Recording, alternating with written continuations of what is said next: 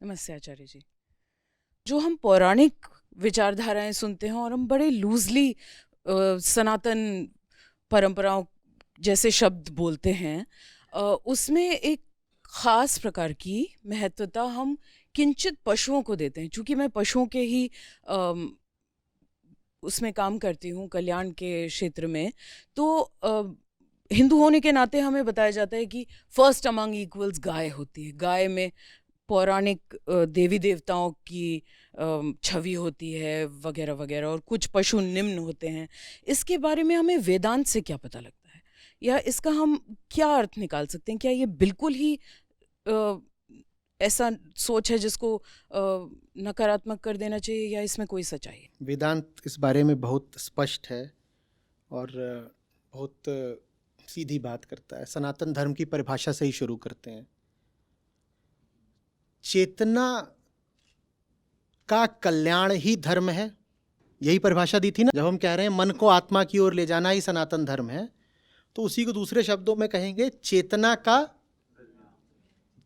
दोहराइए, चेतना का कल्याण ही धर्म है। इसके अतिरिक्त और नहीं कुछ धर्म होता। क्या इस परिभाषा में कहीं कहा गया है मनुष्य की चेतना का कल्याण धर्म है? चेतना मात्र का, consciousness wherever it is, उसका कल्याण ही धर्म है। अगली बात, क्या चेतना अलग अलग प्रकार की, अलग अलग रंग की होती है, या चेतना एक ही होती है अपने मूल स्वरूप में?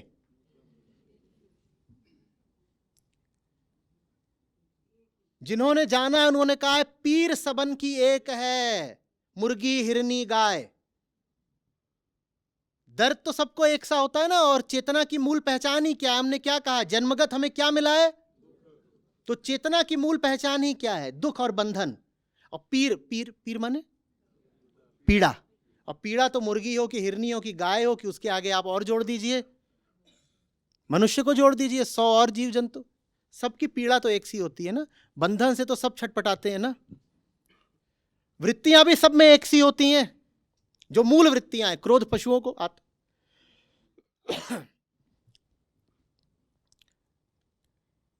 मनुष्यों में मां होती है, उसको बच्चे से पैदा होते ही ममता है, गाय को भी है। लेकिन वही ममता तो आप अन्य जीवों में भी पाते हो ना, पक्षियों में भी पाते हो। वही ममता तो आप मुर्गी में भी पाते हो कि नहीं पाते हो? तो चेतना तो सब में ही एक सी है, बस उसकी अभिव्यक्ति अलग अलग तरीके से होती है ना।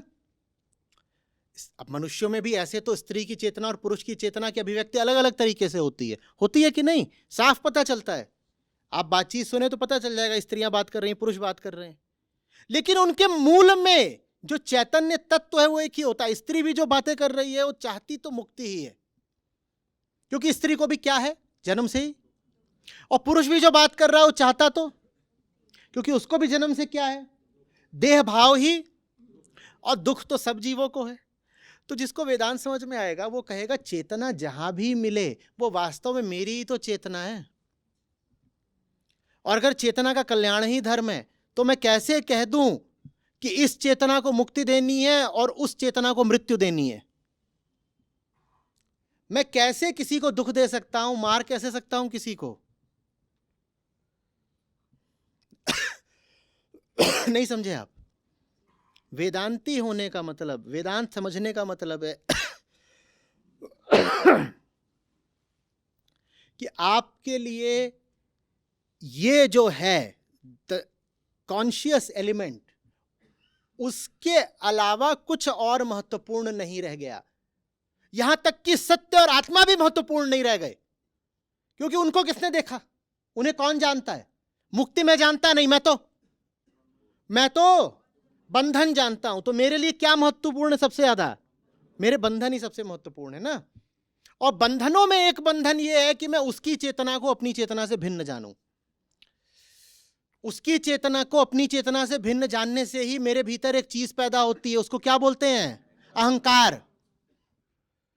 मैं कह दूं ये मुझसे अलग है, यही तो मेरा अहंकार है ना। अहम, मैं, और मैं में आप नहीं शामिल है।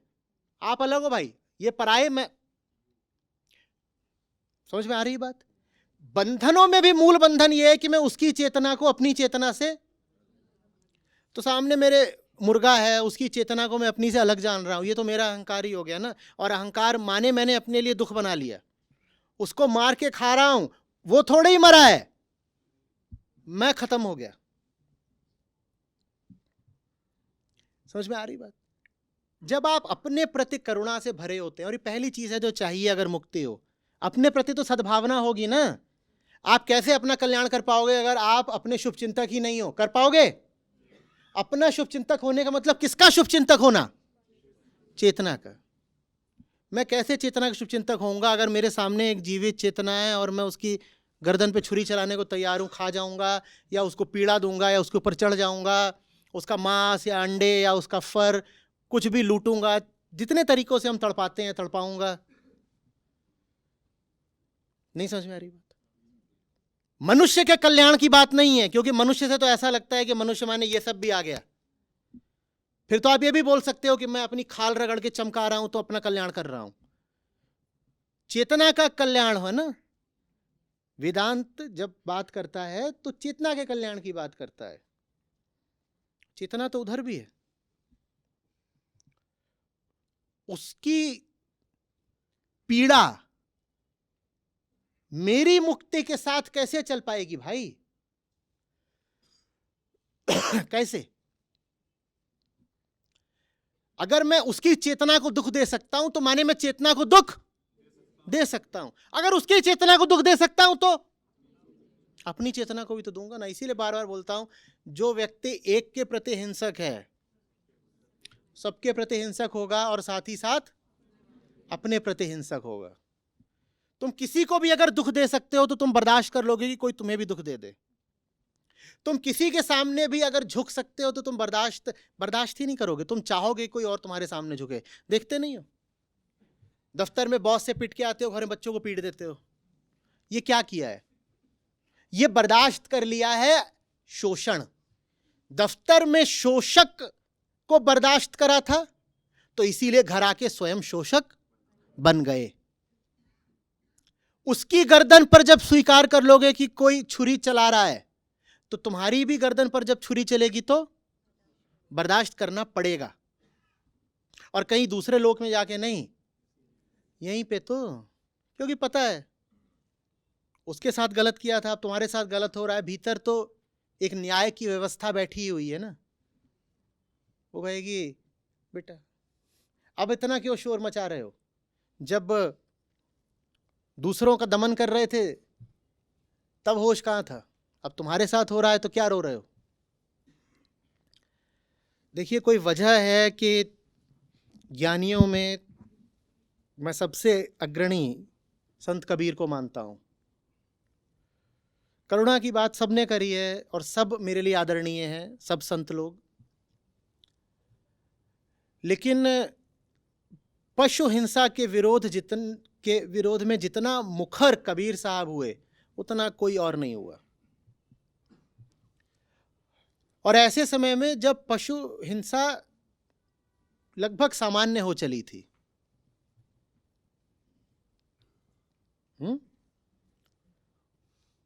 मुसलमानों में तो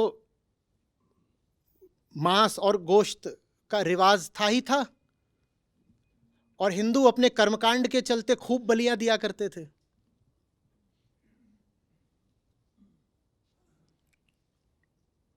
तो दोनों ही पक्षों में जानवरों का खून खूब बहाया जा रहा था।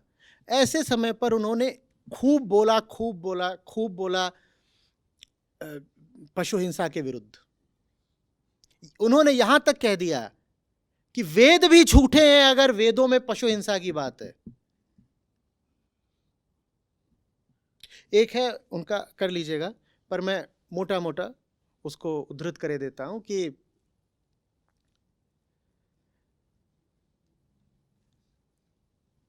अश्वमेध, अजमेध, गौमेध, ऐसे कुछ करके कहें कबीर अधर्म को धर्म बतावें वेद।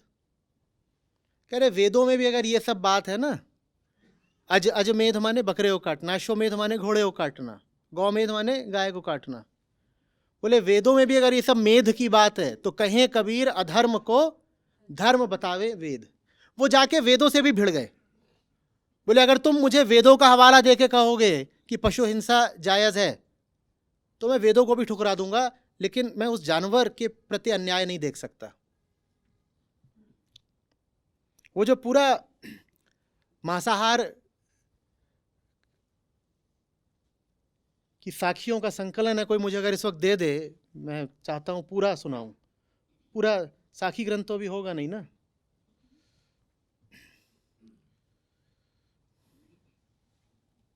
पूरा पूरा संकलन दो मुझे, 30-40 साखियां हैं।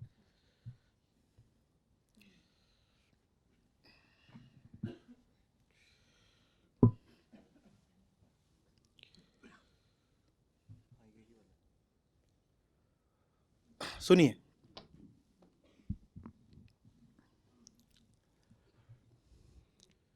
आगे से सत्र में मेरा चश्मा भी ले आया करो, जब पढ़ना ही पड़ता है तो। मांसाहारी मानवा प्रत्यक्ष राक्षस अंग, ताकि संगत मत करो पड़त भजन में भंग।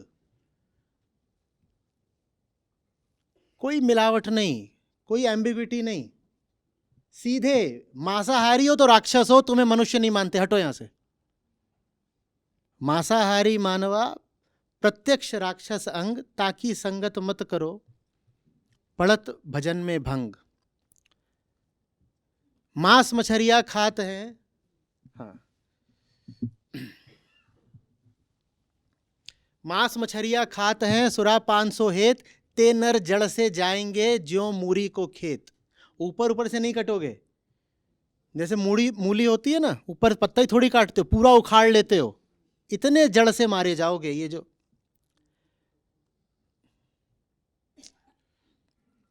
मांस मांस सब एक है, मुर्गी हिरनी गाय, आंख देख नर खात है, ते नर नरक ही जाए। सब मांस एक है। ये मत कह देना कि एक जीव तो अवध्य है, विशेषकर गाय को हम कह देते हैं ना, गाय तो अवध्य है, पूजनीय है, माता है, और गाय को माता कह रहे होते हैं, और साथ ही साथ मुर्गी और बाकी इनको काट रहे होते, कह रहे जीव जीव सब एक है, मांस मांस सब एक है, पीर सबन की एक सी। और किसी को भी तुम अगर दुख दे रहे हो तो अब ये बात कि एक निचली चेतना को शोभा देता है कि वो दूसरे का मांस खा ले, ऊंची चेतना को नहीं। तो कहा ये कुकुर को भक्षय मनुष्य देह क्यों खाए, मुख में आमिष मेले है नरक पड़े सो जाए। एक निचली चेतना का जीव कुत्ता, वो मांस खा गया तो चलो उसकी माफ़ी है, पर तुम तो अपने आप को इंसान कहते हो, तुमने मांस कैसे खा लिया? जिसका तात्पर्य यह है कि अगर तुम इंसान खा रहे हो तो फिर अपने आप को कुत्ता ही बोलो।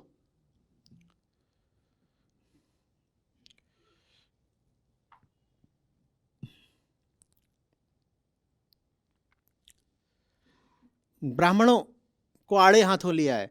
तामस बेधे ब्राह्मणा मांस मछरिया खाए, पाए लगे सुख मानही राम कहे जरी जाए। कह रहे ये जो ब्राह्मण सब हैं जो मांस मछली खाते हैं, कभी यज्ञ करके कभी बलि देके, बोले ये उसी तरीके के हैं जो बस ये चाहते हैं कि इनके पाँव लगो तब ये सुख मानते हैं, लेकिन इनके मुंह से राम नहीं निकलता, मुंह जल जाता है राम बोलते हुए, राम कहे जरी जाए।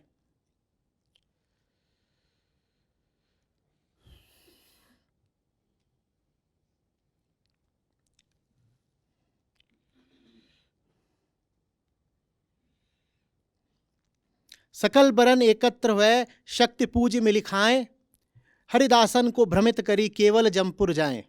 ये जो तंत्र की दिशा के लोग होते हैं, जो शक्ति के उपासक होते हैं, शाक्तपंथी, उनको कहा है कि ये सारे सब इकट्ठा हो करके कहते हैं कि शक्ति की पूजा कर रहे हैं और उसके बाद मिल करके बकरा खाते हैं।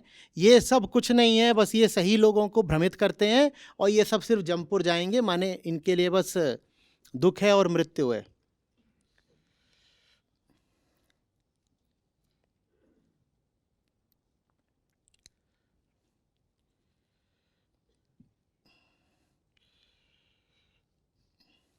जीव हने हिंसा करे प्रगट पाप सरि होए, पाप सबन को देखिया पुण्य न देखा कोय।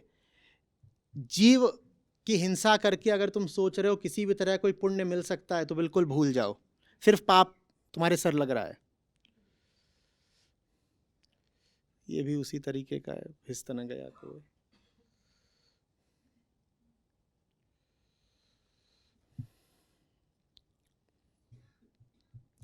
तिल भर मछली खाए के कोटि गौ दे दान, काशी करवट लय मरे तो भी नरक निदान।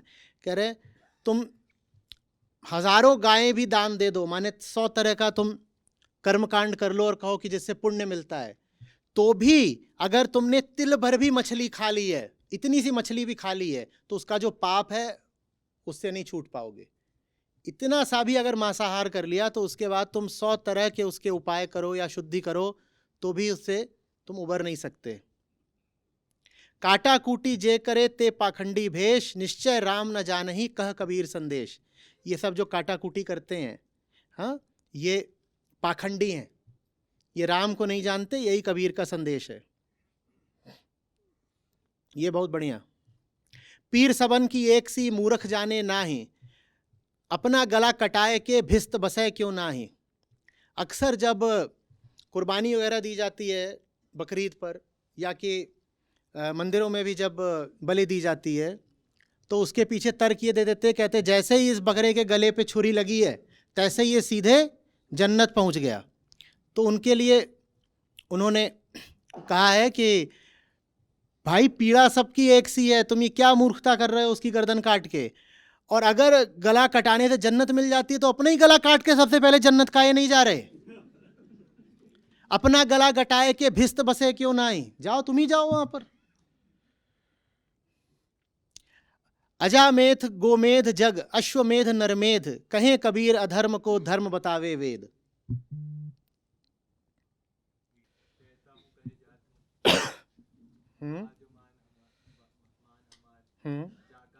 तुम काटे हो सो फिर काट तुम्हार। जिसका गला तुम आज काट रहे हो वो वास्तव में उसका नहीं गला काट रहे हो, तुम अपना ही गला काट रहे हो। मत करो।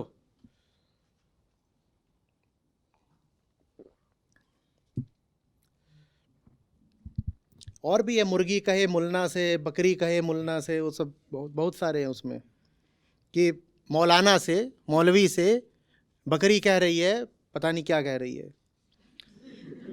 अब वो भूल गया मैं। हाँ, यही कह रही है कि बेटा तुम अभी मेरी खाल उतार रहे हो, एक दिन ऐसा आएगा जब मैं तुम्हारी खाल उतारूंगी। यही है श्लोक।